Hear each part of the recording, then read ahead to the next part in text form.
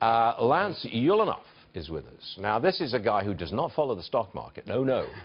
This man is essentially a technology whiz.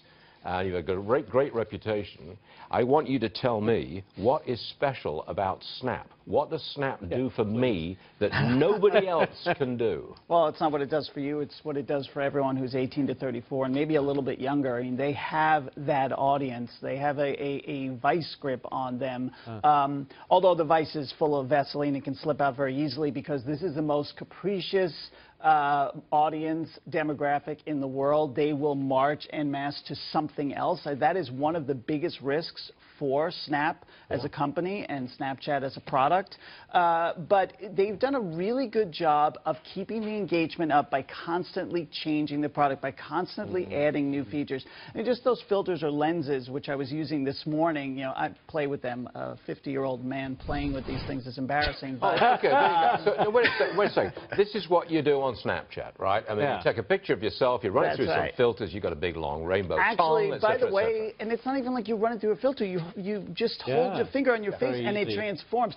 You know, the way in which you get people to use technology like this is by making it dead simple. And that is something, you know, that Snapchat has done. But is that it, Lance? No, that's not it. That's not it. And obviously, they've extended the brand. So you have Snapchat Discover, and Mashable actually is on Snapchat Discover. And this is like little packaged bits of content from major brands, Mashable, Cosmopolitan, Vice, you know, everybody you can imagine. And they're like the magazines that an 18-year-old wants to read in the format they want to read them. So it's tight, it's sharp, it's fast. You're swiping through it. Nothing lasts for more than, like, you know, the read is like, you know, 25 seconds, but you get a lot of information. Now, see, you've opened up a whole new world to me.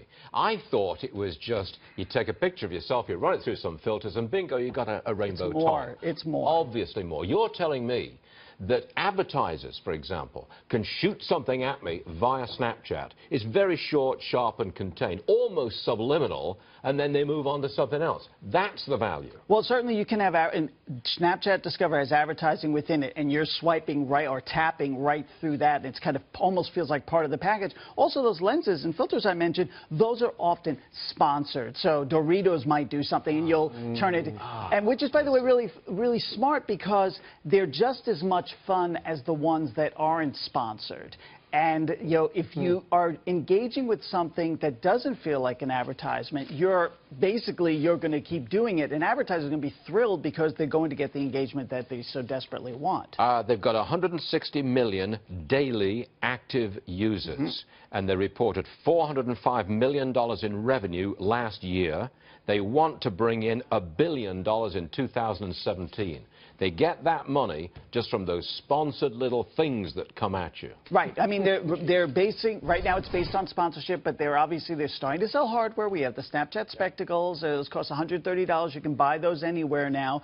And they say, by the way, Evan Spiegel calls his company a camera company. So they're going to extend. They're going to do more. They may even build a drone. Everything is about capturing your life, capturing images, and putting it out onto the platform.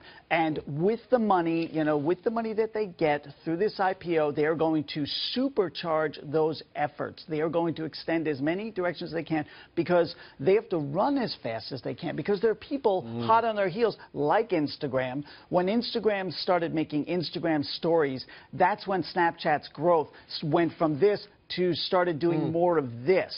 And that is something that Snap actually predicts, that their growth is going to slow down on the user side. They have to continue to grow, but it's going to be harder and harder because there is so much competition. This is just fascinating stuff. It really is, even though I don't use it. I'm engrossed in this. We'll do it together. We'll I'm get a little older in. than you. Right.